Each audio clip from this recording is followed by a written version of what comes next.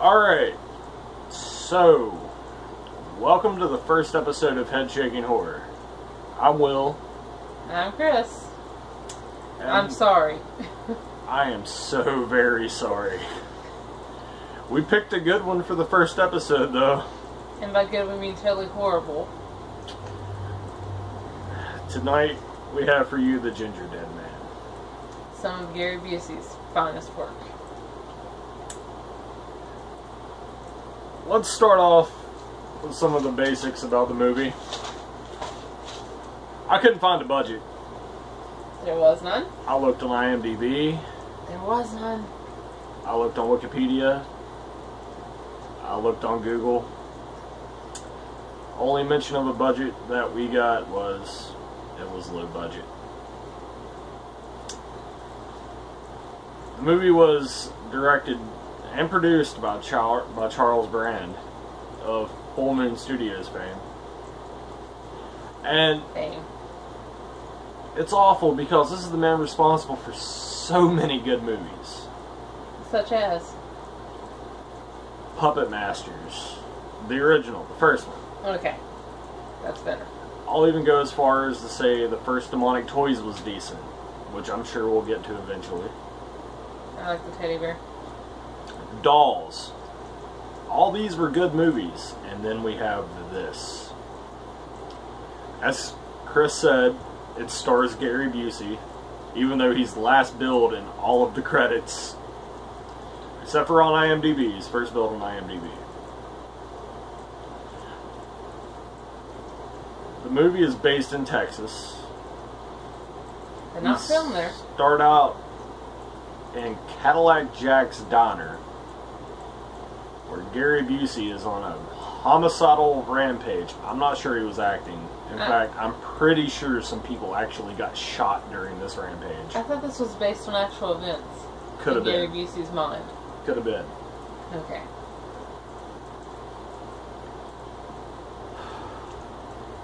We open up on a close-up of Gary Busey. Teeth. They scare me. And then we cut to the Lee family. We have Father Jeremy, son... I'm sorry, I'm wrong. We have Father James, son Jeremy, and daughter Sarah Lee. Yeah. It gets worse from here on out. The father tries to stop the rampage, gets gunned down. The son tries to talk Gary Busey out of killing everybody. Nobody can talk Gary Busey out of doing anything. He gets stabbed repeatedly, and I'm pretty sure there was forced fellatio involved. And then there's poor sweet Sarah, who the only reason she was saved was because she was scared. And by scared we mean mewling like a little kitten. I did kind of want to take a hammer to her for Gary Busey, you know. Yeah. And who has serious mother issues, by the way. She's a witch, you know. We're getting ahead of ourselves. Sorry. After the scenes at the diner, we jump 2 years in time. Sarah's testimony puts Gary Busey in the electric chair. Because apparently they still use that in Texas circa 2005. Should we go with what Gary Busey's character's name is, or are we just going to keep referring to the actor by name? His character's name is Millard Bingelmeyer, but he'll just be called Gary Busey. Because it's Gary Busey. We open on Betty's Bakery, named for Sarah's mom, Betty Lee. And here we have Sarah and Brickfields. Brickfields is a man! Oh, in his own mind. This movie was just awful. Let me check my notes. See if I have any of the good brickisms from the beginning. I've got a brickism for you. We have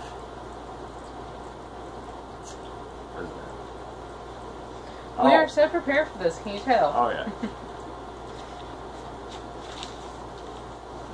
Let's see here. Cut the Brick for wrestling analogy. Oh, Brick is obsessed with professional wrestling. Like, I mean, bad. Oh, yeah. He calls himself the Butcher Baker. Anyways. So he's a candlestick maker. There's a mysterious delivery at the back door of gingerbread spice. This is... I have a question about that. Since Gary Busey is now hawking Amazon's services and everything, did he use them to get the delivery done? Did he ship himself via Amazon? I don't know. Is he available? Amazon's not paying us, so we're not talking about it. I'm just wondering if he's available on Prime. Anyways. All of this goes down in one location. You get the gingerbread spice delivery. They start mixing the dough. Brick cuts himself, bleeds right into the cookie dough. They still use it. They still use it. Add the hoodoo enchanted gingerbread spice. Gary Busey's ashes. For the record, I don't trust any food that starts whisper chanting at me. I just can't do it. I've had to scrap whole meals because it started chanting at me. Yeah, well, yeah. Now maybe if it was Gary Busey's voice, I could make an exception. There was one thing before the delivery and everything that I had an issue with. What's that? She's talking to the spirit of her dead brother, saying that she hopes he has strippers in a nice titty bar in heaven, more or less. Well, it was his 21st birthday. And it is Texas, right? Yeah. Okay. Continue. They whip up the batter that's been bled in with the special spice. Get the mother of all cookie cutters out. You're skipping ahead, honey. You forgot. Betty? Oh, alcoholic Betty Lee. Yep. Outside with a shotgun shooting at the giant evil chain bakery It's like banner. I've already mentioned Amazon, so I might as well. It's like the Walmart of bakeries and restaurants, apparently. Owned by, get this, Jimmy Lee. Jimmy Dean. Oh, I'm sorry, Jimmy Dean. And his daughter, Lorna. Lorna Dean. Bitch. But Sarah sends one of the baker's assistants to take her mother home. Throws the giant gingerbread cookie in the oven, and all hell breaks loose. Lorna shows back up with A rat. Trying to get them shut down by the health department because they won't take the whopping sum of $50,000 to buy out their livelihood. Which, that's like twice the budget of this film, I think. And for the record, folks, the rat, best actor in the movie. I disagree. You disagree? I disagree. Have we met the actor yet that you're Not thinking? yet. Okay.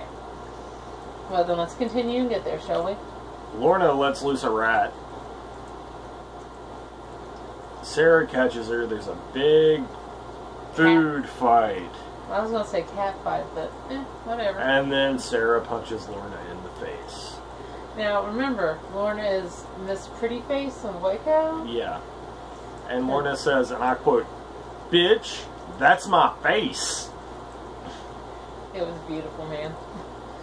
Well, then Lorna's boyfriend shows up.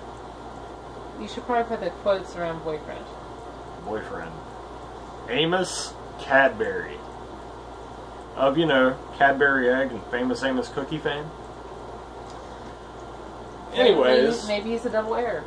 Maybe. Anyways. That's when the Gingerdead Man escapes the oven. Lorna's mom shows back up. Lorna? Sarah. I'm sorry, Sarah's mom shows back up. I'm just here to keep him on the right track. Sees the Gingerdead Man. While she's getting her stash. While she's getting her stash of whiskey that's conveniently placed around this bakery. Well, if I had to be around baked goods all that time, I'd drink too, I think. And the whole time, the fucking cookie, pardon my language, I should probably tag this explicit, has a knife behind his back. The woman walks up to the cookie, and the baking pun begins. The knife comes out, he says, "Have you ever tried ladyfingers?" Slice. But, you know, all things considered, this movie has a surprisingly low body count. I'm thinking 6 people at most. But while this is going on, Lorna, Sarah, and Amos are trying to call the police. Landlines are down. Lorna gets her cell phone, calls her daddy instead of the police.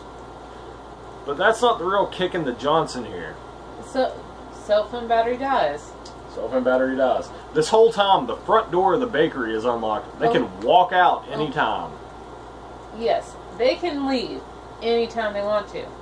Why don't they? Oh, let me use Sarah's words. He's out here somewhere. He's somewhere around here. And my acting was better than hers right there. Thank you.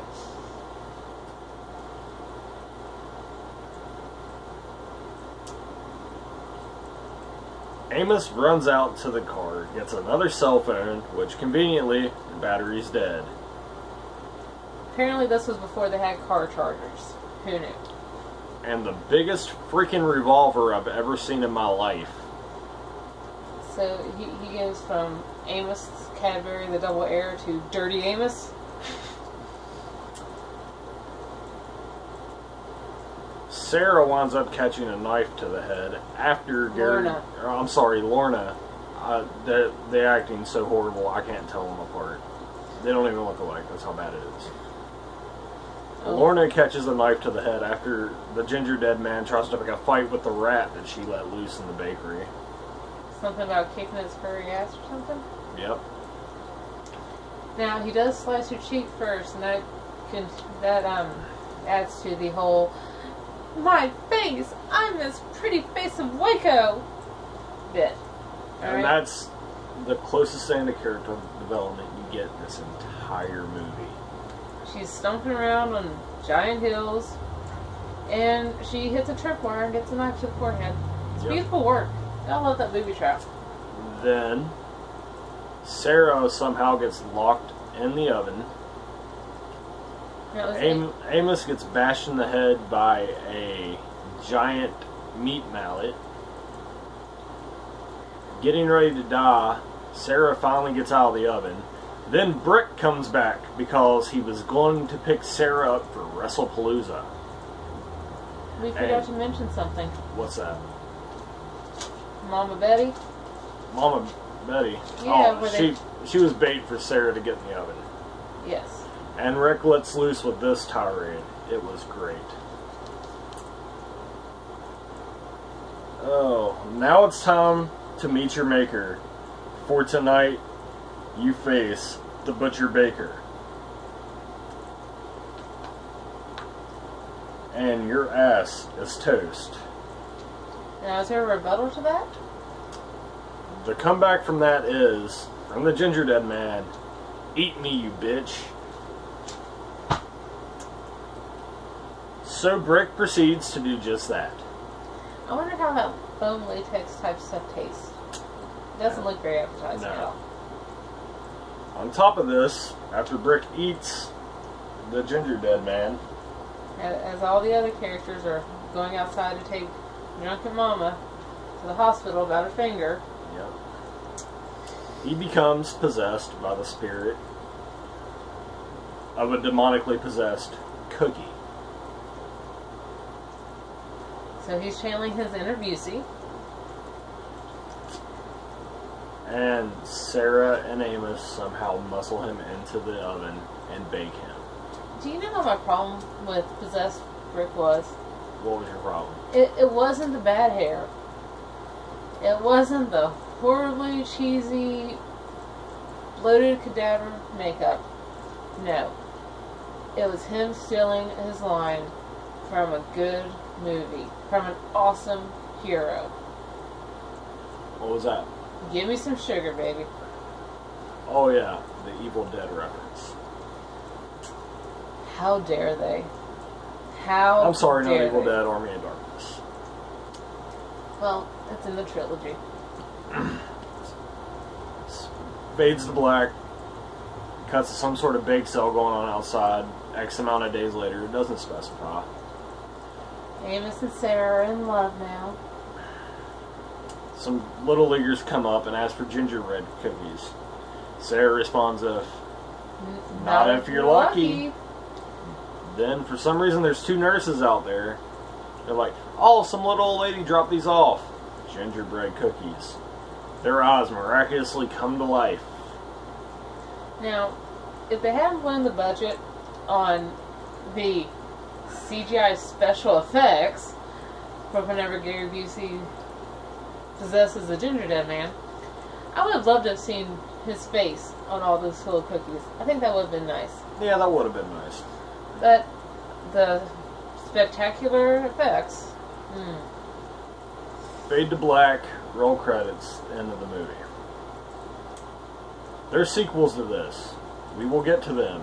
They are called Gingerdead Man 2, The Passion of the Crust. And Gingerdead Man 3, Saturday Night Cleaver. They will come. I'm sorry. There is no Gary Busey. However, Saturday Night Cleaver is probably the best in the trilogy. Yes. And once, if you decide to see that, once you do, you're going to wonder what's wrong with us. Yeah. I don't blame you. We have a unique rating system here. It's called Head Shaking Horror. The more head shakes a movie gets, the worse it is. We're starting out big. I can't give this the full 5 head shakes because there were some funny lines. Gary Busey shit talking a rat. Pretty fucking funny. It's getting 4. 4 head shakes. 1, 2, 3, 4. Well, watch it if you're a glutton for punishment like we are.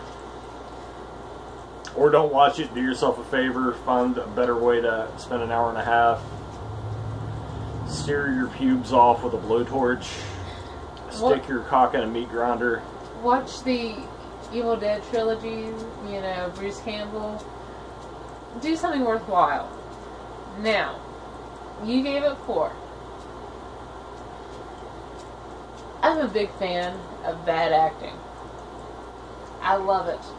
I love Gary Busey. His craziness makes me smile. So,